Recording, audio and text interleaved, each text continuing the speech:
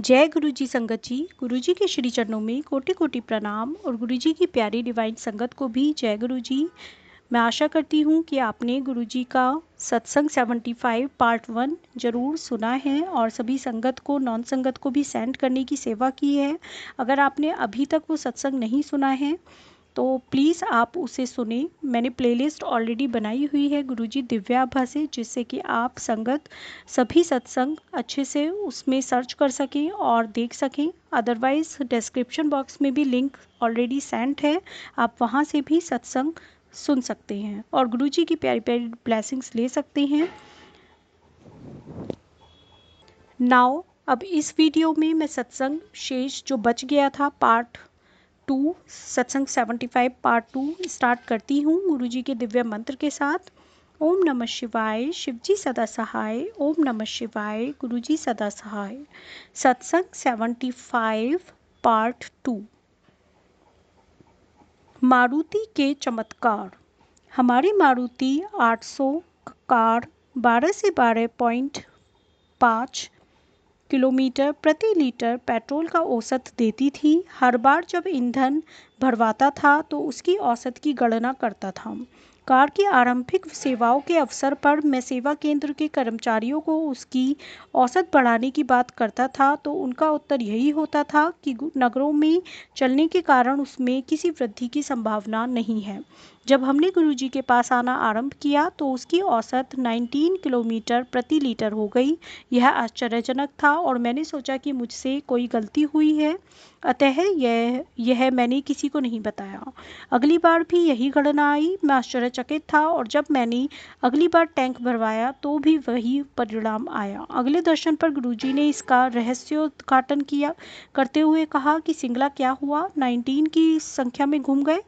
अब तुम्हें आभास होगा कि संतों की कृपा मनुष्यों पर ही नहीं कारों पर भी हो सकती है। गुरुजी का यह कथन बार बार सिद्ध हुआ है। एक बार कार चलाते हुए मैंने देखा कि ईंधन समाप्त होने वाला है तो मैं एक पेट्रोल पंप पर मुड़ गया। पंक्ति में खड़े हुए जब मैंने देखा कि उसकी सुई स्वतः ही आधे चिन्ह पर पहुंच गई है तो मैं अत्यंत चकित हुआ। मैं बिना पेट्रोल भरवाए आगे निकल गया। कुछ दिन के पश्चात आशानुकूल किलोमीटर चलने पर सुई फिर खाली टैंक दिखा रही थी। पेट्रोल पंप पर मुड़ने के बाद मैं पुनः अचंभित हुआ जब सुई फिर आधे चिन्ह पर पहुंच गई। कोई 2 सप्ताह तक ऐसा प्रतीत होता रहा कि पेट्रोल पंप देखकर कार की आधी टंकी अपने आप भर जाती है। एक बार पंजाब जाते हुए यह लगा कि कार में शेष पेट्रोल के साथ हम अपने गंतव्य तक पहुंच जाएंगे, पर इसके विपरीत हम पेट्रोल भरे बिना वापस दिल्ली पहुंच गए। न केवल ईंधन क्षमता में वृद्धि हुई, गुरुजी की दया से हमारी कार की सामान ले जाने की क्षमता भी बढ़ती रही। प्रारंभ में हमें गुरुजी ने लंगर बनाने के स्थल से हर संगत के दिन भोजन लाने के लिए कहा। उन्हीं की कृपा से लंगर के सब बर्तन कार में समा जाते थे, किंतु जैसे जैसे संगत की गिनती बढ़ती गई उसी प्रकार लंगर के बर्तनों का आकार भी बढ़ा और फिर भी वह सब कार में समाते रहे। एक दिन गुरुजी का साधारण सा लगने वाला कथन कि क्या लंगर के सब बर्तन उसमें आ गए के पश्चात ऐसा लगने लगा कि कार का सामान रखने वाला स्थान लचीला होकर आवश्यकतानुसार बढ़ जाता है। जय गुरुजी, शुक्राना गुरुजी। एक दिन संगत समाप्त होने के पश्चात हम लंगर के खाली ड्रम लेकर वापस नोएडा जा रहे थे। उसी समय गुरुजी ने मंदिर के सब पर्दों को ड्राई क्लीन करवाने को कहा। कुल 35 से 40 पर्दे, प्रत्येक 15 से 20 फुट लंबे। क्योंकि उन्हें साफ करने का कार्य नोएडा में ही होना था, हमें कुछ पर्दे ले जाने को कहा गया। हम 4 यात्रियों और लंगर के खाली बर्तन के साथ अधिक पर्दे आने की संभावना कम थी, किंतु सबको अचंभा हुआ जब इतनी लदी हुई गाड़ी में सब पर्दे सरलता से आ गए। केवल गुरुजी ही इसके करता रहे होंगे। जय गुरुजी, शुक्राना गुरुजी। मधुमेह रोगी पिता के लिए मीठा प्रसाद। 80 के दशक से मेरे पिता मधुमेह रोग से पीड़ित रहे हैं और प्रतिदिन 2 इंसुलिन के इंजेक्शन लेते रहे हैं। हम गुरुजी के पास आए और गुरुजी ने उन्हें बर्फी दी। सामान्यतः प्रसाद लेकर भक्त बाहर आते हैं और प्रसाद खाकर वापस अंदर जाकर अपने स्थान पर पुनः बैठ जाते हैं। मेरे पिता भी बाहर आए और उन्होंने मेरे से पूछा कि इन 5-6 बर्फियों का वह क्या करें। मैंने उन्हें बताया कि गुरुजी के स्थान में जो भी प्रसाद मिलता है उसको वहीं पर पर खाने से औषधि जैसा प्रभाव होता है, घर या बाहर ले जाने से उसका प्रभाव मिट जाता है। उन्होंने कहा कि मिठाई तो उनके लिए विष है। मैंने उनको समझाया कि यह गुरुजी का प्रसाद है और उसका विपरीत प्रभाव कभी नहीं हो सकता। मेरे हट करने पर उन्होंने वह खा ली और अंदर चले गए। गुरुजी ने उन्हें पुनः बुलाकर और बर्फियां दी। अब मेरे पिता को लग रहा था कि निश्चित रूप से उन पर दुष्प्रभाव होगा, इसलिए वह उसे नहीं खाना चाह रहे थे। पुनः मेरे कहने पर उन्होंने मेरी बात मान ली और वह प्रसाद खाकर अंदर गए। किंतु गुरुजी ने उनके लिए और प्रसाद रखा हुआ था।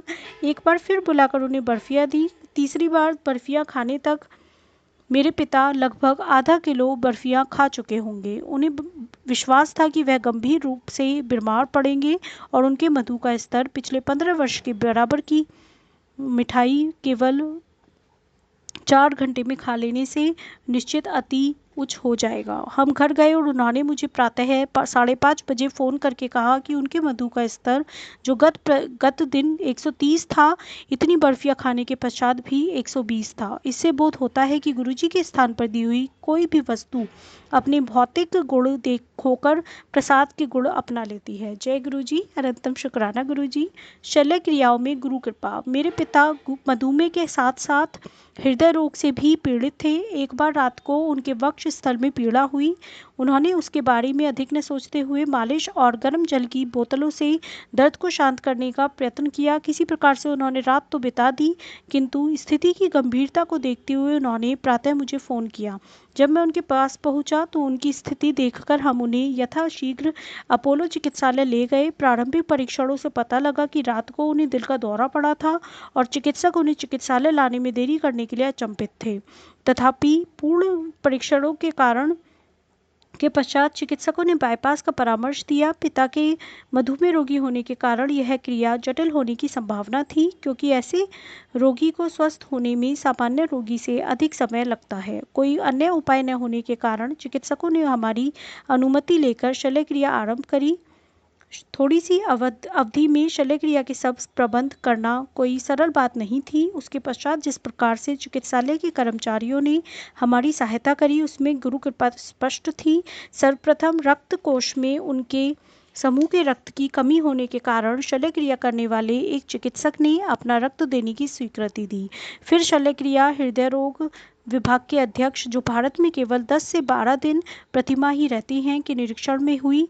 सामान्यतः उनके लिए 10 से 12 दिन पूर्व समय नियुक्ति की आवश्यकता पड़ती है, किंतु वह बिना हिचक के कुछ समय में आ गए। मेरे पिता की शल्य क्रिया बिना किसी विघ्न के पूर्ण हो गई। चेतना लौटने पर उन्होंने शल्य क्रिया से पहले के परिणाम देखने चाहे, क्योंकि उन्हें बाईपास क्रिया होने का ज्ञान नहीं था। उस दिन जो भी घटनाएं मेरे पिता के साथ हुई विस्मित करने वाली थी। आश्चर्यजनक रूप से शल्य क्रिया सरलता से पूर्ण हो गई। यह सब गुरुजी की दिव्य कृपा के बिना संभव ही नहीं था। उसके उपरांत मेरे पिता के स्वास्थ्य लाभ की प्रक्रिया साधारण रोगी, जो मधुमेह के रोगी नहीं हैं, से भी तीव्र गति से हुई। इस तथ्य का आधुनिक चिकित्सा विज्ञान में कोई उत्तर नहीं है। चिकित्सा के क्षेत्र में गुरुजी के हस्तक्षेप के और भी अनेक उदाहरण हैं। मेरे चचेरे भाई अशोक सिंगला 1 दशक से हृदय रोग से पीड़ित थे। अपनी तीसरी शल्य क्रिया के लिए वह चंडीगढ़ से दिल्ली 1 सप्ताह पूर्व आ गए थे। इस बीच मेरे अनुरोध पर उन्होंने 3-4 बार गुरुजी के दर्शन किए। गुरुजी की शरण में बिताए हुए कुछ घंटे बिना किसी विघ्न की शल्य क्रिया उनकी रोग निवृत्ति और स्वास्थ्य लाभ के लिए पर्याप्त थे। शल्य क्रिया सरलता से पूर्ण हो गई और पिछले 2 अवसरों के प्रतिकूल वह शीघ्र स्वस्थ भी हो गए। जय गुरुजी, अनंतम शुक्राना गुरुजी। वर्णन या अनुभव। मैं पुनः कहूँगा कि गुरुजी की प्रतिभाओं का ज्ञान संभव नहीं है। इसी प्रकार अपने अनुभवों को शब्दों में व्यक्त करना भी असंभव है, क्योंकि उनकी कृपा को पूर्ण रूप से दर्शाने वाले शब्द उपलब्ध नहीं हैं। जब से मुझे गुरुजी ने अपने पास बुलाया है, अपनी अनुभूति को जिस एक वाक्य में व्यक्त करता रहा हूँ, वह इस प्रकार है। गुरुजी से मिलने के पश्चात जो भावना उत्पन्न होती है, उसका वर्णन करना कठिन है। उसका अनुभव करने में ही उसका रस है। गुरुजी अपना वास्तविक रूप छिपाने के लिए विभिन्न उपक्रम करते हैं, हम केवल उनके लौकिक रूप से ही परिचित हैं और इस कारण उनसे वह प्राप्त नहीं कर पाते हैं जो वह देने की क्षमता रखते हैं। गुरुजी सब अपेक्षाएं पूर्ण कर देते हैं। वास्तव में गुरुजी वह प्रदान कर सकते हैं जो ईश्वर भी देने से पहले सोचेंगे। इस जीवन में वही प्राप्त हो सकता है जिसके बीज बोए गए हैं। गुरुजी जिसके आप अधिकारी हैं वह तो दे ही सकते हैं और वह भी जिसकी कामना आपके मन में है, किंतु यह आकांक्षा हितकारी होनी चाहिए। यहाँ पर भक्त को इस तर्क से सहमत होना पड़ेगा कि उसकी दृष्टि वर्तमान तक ही सीमित है। गुरुजी तो त्रिकाल दृष्टा हैं। गुरुजी के हाथ में अपनी जीवन नैया के डोर देकर आप सुरक्षित तट तक पहुंच जाएंगे। यहाँ पर यह भी समझना आवश्यक है कि संपूर्ण समर्पण से ही संपूर्ण समर्थन संभव है। मनुष्य योनि होने के कारण गुरुजी से आशाओं की पूर्ति की कामना स्वाभाविक है। एक बार गुरुजी की शरण में आने पर उनकी कृपा अवश्य होगी। यदि आप उनसे कुछ मांगेंगे तो वह मिलेगा और बस केवल वही मिलेगा, किंतु यदि कुछ कामना नहीं करेंगे तो वह मिलेगा जिसकी आपने कल्पना भी नहीं की होगी। जय गुरुजी, अनंतम अनंतम शुक्राना गुरुजी। संगत जी, मैं इसी वीडियो का नेक्स्ट पार्ट 3 नेक्स्ट वीडियो में पढ़ूंगी। गुरुजी और प्यारी डिवाइन संगत जी, अगर सत्संग पढ़ने में मुझसे कोई भी गलती हुई हो तो प्लीज़ मुझे क्षमा कर दीजिएगा। जय गुरुजी, अनंतम अनंतम शुक्राना गुरुजी।